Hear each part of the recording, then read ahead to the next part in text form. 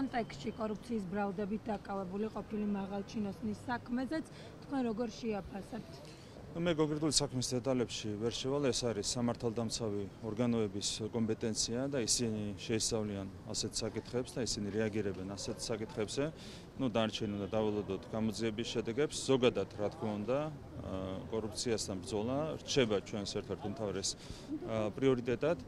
ჩვენ გვაქვს ამბიციური მიზანი გაშღერებული მასთან დაკავშირებით, რომ გვინდა სამეულში, ევროპის სამეულში შევიდეთ კორუფციის სიმცირის თვალსაზრისით.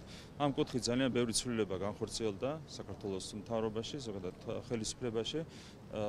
ყველაფერი გაკეთდება იმისათვის, რომ მაქსიმალურად ვებრძოლოთ კორუფციას. კორუფცია აფერხებს ქვეყნის განვითარებას. შესაბამისად, ეს უნდა დარჩეს ერთ-ერთ უმთავრეს პრიორიტეტი. პროკურატურაში მიმდინარე კი ბატონო. მისი ხელმძღვანელები სხვადასხვა დროს იყვნენ ლევან დავითაშვილი და კახა კალაძე. თუ გამოიკითხნენ ისინი ამ საქმესთან დაკავშირებით, თქვენ რა ინფორმაცია? რა შოშია კახკალაძე არ ვიცი თვილსერვისში კი ბატონო რაც შეეხება გამოძიებას მე რამდენიც ვიცი გამოძიება უკავშირდება ეკონომიკის სამინისტროში მოგრედული პირის საქმიანობას რაც შეეხება ლევან დავითაშვილს მე ვერ გეტყვით ხეს გამოძიების საქმეა თუმცა რაც შეეხება ლევან დავითაშვილს მის გეთილსინდისიერებაში არავის ეკარება იჭვე შემიძლია გითხრათ ქვეყნის საგამოძიებო კომისიაში არიწოდა ბატონო ირაკლი ამდენი რაც შეეხება გამოძიების დეტალებს მე ამაზე რა თქმა უნდა ვერაფერ პასუხს ვერ გაგცემთ ეს არის შესაბამისი სამართალდამცავი სტრუქტურების საქმე მე ყოველს მინდა მადლობა გადავუხადო ვინც ღრმად ეძიება ასეთ საკითხებში საქმეების ბოლომდე მიყვანაც არის სამართალდამცავი წყობები პროკურატურაში მიმდინარე გამოძიებასთან დაკავშირებით კითხავთ საგამოძიებო კომისიაში დაბარებულია ესე გიორგი კახარია ჩვენ მოვისმინეთ გუშინ მისი განცხადება რომ ის არ მივა საგამოძიებო კომისიას და შეუძლიათ კომისიის წევრებს ჩართონ ონლაინ ასე რომ თქვა ასეც პასუხი მიიღეს უარი თქვენი პოზიცია როგორია, რატომ არ მიდის გიორგი კახარია საგამოძიებო კომისიის ხმაზე და ზოგადად შორჩანას ეპიზოდთან დაკავშირებით რა გამოკვეთა ამ საგამოძიებო კომისიას? ეს დავით ბაქრაძე დისტანციურად ჩაერთო მაგალითად გიორგი კახარიას შემთხვევაში პრობლემა რატომ არის ეს? მე ვერ გეტყვით, მე ზოგადად მაქვს შაბეშტილება, რომ კახარია გაურბის კითხვებზე პასუხის გაცემას და ამის გამო ითხოვს ის განსხვავებულ ფორმას ასე ვთქვათ დიალოგისთვის, თუმცა მე მგონია რომ სწორედ მის ინტერესებში უნდა იყოს თუ მართალია. რა თქმა უნდა მე სხვა აზრი მაქვს, მაგრამ თუ მართალია მის ინტერესებში უნდა იყოს კომისიის ხდომაზე მისვლა და კითხვებზე პასუხის გაცემა. ნახეთ, როდესაც მე ვიცი რომ წერილის თანახმად ის რამდენიმე კვირით არის წასული საქართველოდან, ეს ღიმილის მომგვრელია, ხო? ანუ ასე სამარცხვინოდ გაქცევა საგამოძიებო კომისიიდან არის რა თქმა უნდა, შეფასებაც არ ჭირდება ამ ყველაფერს, მას რომ კონდეს კითხვებზე პასუხები, რა თქმა უნდა, ამას არ გააკეთებდა. აჩხა ჯორჯანას საქმეს აქაც გამოძიება უნდა დასრულდეს, ეს არის საპარლამენტო საგამოძიებო კომისიის საქმე, ეს არის სამართალდამცავი უწყებების საქმე. ჩემთვის ზოგადად სურათი არის დღესავით ნათელი, ეს იყო მინი მოდელი იმისა, რაც გააკეთა სააკაშვილმა 2008 წელს. შესაბამისად, დანარჩენი არის საკონი ვერსია არის დამოუკიდებლად რატომ იმოქმედა მე ვერავის ვერ დავიჭერ რაც შეეხება ადამიანის დაჭერას, არ დაჭერას, ასეთ საკითხებს. ასეთი საკითხები წყდება სამართალდამცავი სტრუქტურების მიერ. რაც შეეხება ჯაფარიძეს, მე არ ვიცი ეს ინფორმაცია არ მქონდა აქამდე. როდესაც ადამიანი ჩადის კანონდარღვევას, მით უმეტეს სისხლსამართლის დანაშაულს, ბუნებრივი რეაგირება იქნება. რა თქმა უნდა, ეს არის სახელმწიფო პოზიციაა, მაგრამ პარალელურად ოპოზიცია რო არის წარმოქმნილი, ეს არის ოპოზიციის პრობლემა, ხო? რა თქმა უნდა, ნახეთ. აი პარალელი გავავლოთ. წულგიანის კითხვები, აქ წულგიანზე კი არ არის საუბარი, აქ არის საპარლამენტო საგამოძიებო კომისიის თავმჯდომარეზე საუბარი, როდესაც საგამოძიებო კომისიას მის თავმჯდომარეს აქვს კითხვები, ყველა არის ვალდებული პატივის წესს ქვეყნის კონსტიტუციას არ აღიარებენ წავნათ ციხეში. ბატონო, ჩორჩანას ეპიზოდს მინდა რომ დაუბრუნდეთ. ამ მდგომარეობამდე ეს ადამიანები მიიყვანა deep state-მა. არაინტერესებთ, ანუ მათ არაინტერესებთ საკუთარი აგენტების ბედი. არაინტერესებთ ციხეში იქნება აგენტი, ციხის გარეთ იქნება, რა ბედი ეწევა პოლიტიკურად, არაფერი არ აინტერესებთ. როცა ხარ deep state-ის აგენტი, უნდა შეეგო იმას, რომ თუ დაჭირდათ, გაიძულებენ კანონის დარღვევას, კონსტიტუციის დარღვევას შეიძლება მოხდეს ამის გამოციხეში. ეს არის deep state-ის აგენტების ბედი. ბატონი, ჩორჩანას ეპიზოდს მინდა რომ დაუბრუნდე ერთი წუთი. მათ განაცხადეს, რომ ამბობენ, რომ მისი ყველა ქმედება ეგრესობებული deep state-ის წარმომადგენლები, ასე ვთქვათ, მათივე სიტყვებით ვთქვათ და რეალურად ის არ ასრულებს დიპლომატიისთვის დაკისრებულ რეალურ ფუნქციას. და მისი ყველა ქმედება არის როგორმე შეცვალონ ხელისუფლება ძალიან სმელი მე ჩემი პოზიცია შემიძლია გითხრათ ბატონ თერჩინსკისთან დაკავშირებით, ეს არის ტრაგიკული პიროვნება, ეს შემიძლია გითხრათ, მას არ აძლევენ ელჩად მუშაობის საშუალებას. ეს არის ჩემი ძალიან მკაფიო შეფასება, ის აიძულეს ჩარეულიყო დემოკრატიულ არჩევნებში საქართველოში, როდესაც პირდაპირ გამოხატა საკუთარი პოზიცია საზოგადოების წინაშე. საზოგადოებას მოუწოდებდა გამოსულიყვნენ საარჩევნო უბნებზე და ხმა მიეცათ მოქმედი ხელისუფლების წინააღმდეგ. მე ეს არ მithქვამს, არ ვიცი. მე ამ შეფასებაში არ მინდა, არა, მე არ მithქვამს არც დათანხმებაზე, არც არ დათანხმებაზე.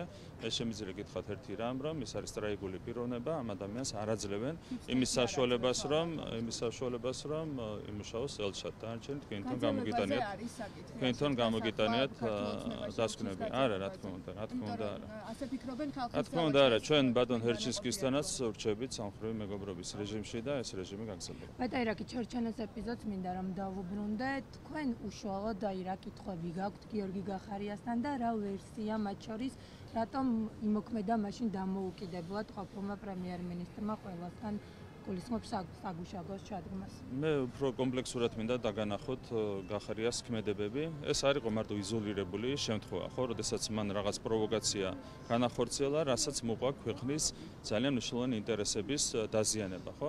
მანამდე იყო იგივე ბასიანის შემთხვევა, მანამდე იყო პანკისის შემთხვევა, უამრავი შემთხვევა, როდესაც გახარია გამდა ნაბიჯებს, რასაც ქვეყნისთვის მოქონდა სერიოზული ზიანი. მე ვერ დავიჯერებ ასეთი მიამიტი არ ვარ, ვერ დავიჯერებ, რომ ამას გახარია აკეთებდა მხოლოდ სისულელით და არა დაკვეთების და დავალებების შესაბამისად. გახარიას ჰქონდა მარტივი დაკვეთა, განეხორციელებინა პროვოკაციები იმისათვის, რომ ქვეყნის ინტერესები დაეზიანებინა, ეს იყო მისი დავალებები, რასაც ის იღებდა გარედან, ვისგან გასაგებია, ხო, deep state-ისგან ამ შემთხვევაშიც, ხო?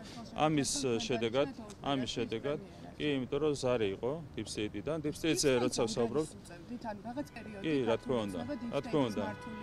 ჩვენ ერთ-ერთი გზავნილი საზოგადოების წინაშე არის რა, რომ დღეს საქართველო არის დამოუკიდებელი და სუვერენული როგორც არასდროს. ეს მდგომარეობა, ეს მართული არ ვიყავით. ანგარიშის გაწევა გვიწევდა deep state-ისთვის. ასეთი მდგომარეობა იყო მაშინაც 2019 წელსაც, როდესაც deep state-დან გაისმა ზარი, deep state-ში გულისხმობთ რას, ნახეთ, ეს იყო ოფიციალური თანამდებობის პირი. ეს არ იყო არაფორმალური თანამდებობის პირი, ეს იყო ოფიციალური თანამდებობის პირი, თუმცა იმ მომენტში ის გამოხატავდა არა შესაბამისი სუბიექტის ინტერესებს, არამედ deep state-ის ინტერესებს. დღეს ჩვენ ასეთ კომპრომისებს, რა თქმა უნდა, არ ვშევდებით.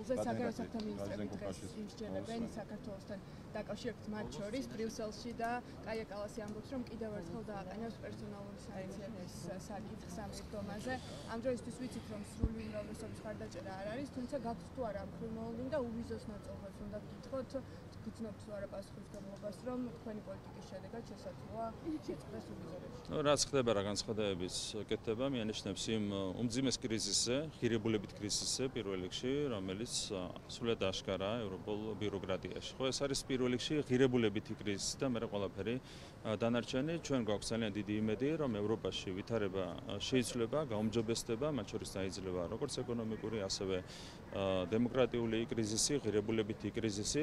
ჩვენ გვაქვს სურვილი 2030 წელს გავხდეთ ევროკავშირის სრულუფლებიანი წევრი ქვეყანა, მაცადეთ, ნერვიულობთ. ყოველჯერზე ნერვიულობთ და რა ვიცი, ახლა მე თუ მატყობთ ნერვიულობას, არ ვიცი, მაგრამ თქვენ ნერვიულობთ. აბა რატომ ეჭრებით მაშინ თუ არ ნერვიულობთ? უღიზიანდებით. გაღიზიანება არ გიხდებათ. ამიტომ ჯობია გაღიზიანების გარეშე. სად მატყობთ გაღიზიანებას, კაცი? თქვენ ჩამეჭერით მე. მე ჩაგეჭერით? თქვენ ჩამეჭერით. არა, კომუნიკაცია თუ ამაზე მიპასუხოთ და გაგმოხდა. კომუნიკაცია თუ გქონდათ ვინმესთან უვიზო რეჟიმი რომ არ შეწყდეს ამ საკითხზე? ჩვენ ყველასთან გვაქვს სათანადო კომუნიკაცია. შანტაჟი უნდა დასრულდეს, ეს არის ჩვენი მოწოდება ყველას მიმართ. აი ხა რასაც ვამბობ, ესეც კომუნიკაცია, რომ გითხრათ. პრეზიდენტ კუპრაშვილის მოусვენენ კანონმდებლები რამდენიმე წუთში თქვენი შეფასება ზოგადად მისი საქმიანობის. პრეზიდენტ კუპრაშვილის ანგარიშს მოусვენენ კანონმდებლები პარლამენტში. ნუ სხვადასხვა მიმართულებას ფარავს მისი უწყების საქმიანობა და მე ვფიქრობ, რომ საკმაოდ ეფექტიანია მისი საქმიანობა ყველა მიმართულებით. ნუ დარჩეს მოვისმენთ ანგარიშს და ამის შემდეგ გაკეთდება უფრო დეტალური შეფასებები. აუ, ბოლო კითხოს საგამოძიებო კომისიაზე გამოუცხადებლობისზე რომ სასჯელი მიესჯებათ, ასე ვთქვათ, სპეკულირებს ოპოზიცია, რომ ისინი არიან პოლიტპატიმრები, სასჯელი არის მკაცრი, არა და ვიცით, რომ ევროპის უამრავ ქვეყანაში არის ბევრად უფრო მძიმე სასჯელი, ამას აი პარალელი რო გამოვა. ნუ საპარლამენტო გამოძიება არის ერთ-ერთი მნიშვნელოვანი ინსტრუმენტი, ხო? შესაბამისად, როდესაც უპატივცემულობა არის გამოხატული საპარლამენტო საგამოძიებო კომისიის მიმართ ნებისმიერ ქვეყანაში, ამას უპირისპირდება სათანადო სანქციები და ეს სანქციები ბევრ ქვეყანაში მართლაც არის ბევრად უფრო მკაცრი, ვიდრე ჩვენს შემთხვევაში, ხო? ჩვენთან მაქსიმალური სასჯელი არის 1 წლამდე თავისუფლების აღკვეთა, ხო? როდესაც საგამოძიებო კომისიაზე არ მიდიხარ, ეს არის მძიმე რეალურად თავის შინაარსით სამართალდარღვევა, შესაბამისად მას აქვს თანაშაულის კვალიფიკაცია. კიდევ ერთხელ გამიმერებ, რომ არის არაერთი ევროპული ქვეყანა, სადაც სანქცია არის კიდევ უფრო მკაცრი ასეთ სამართალდარღვევასთან დაკავშირებით. ჩვენ შემთხვევაში არის 1 წლამდე თავისუფლების აღკვეთა და კიდევ ერთხელ გამიმერებ, რომ deep state-ი საერთოდ არ ღელავს საკუთარი აგენტების ბედზე. მათ ხანდახან ურჩევნიათ კიდეც ციხეში ყავდეთ საკუთარი აგენტები. ნუ ეს ძალიან ტრაგიკული და სამწუხარო მოვლენაა. სავარაუდო წამებასთან დაკავშირებით უნდა გკითხოთ, არაერთი თვითმხილველი საუბრობს ამაზე, რომ გუდალინა ძალადების პოლიციის განყოფილებაში ყაკიტაშვილი აწამეს, რის შედეგადაც ის გარდაიცვალა. ამ დრომდე არ არიან ის პირები მოხსნილი თანამდებობიდან, ვისაც ადებენ ხელს თვითმხილველები. თქვენი აზრით, რამდენად მნიშვნელოვანია, რომ ეს პირები პირველ ეტაპზე ჩამოშორდნენ თუნდაც? მე ვერ გეტყვით, მივიღებთ ამასთან დაკავშირებით ინფორმაციას და მე გასახდით.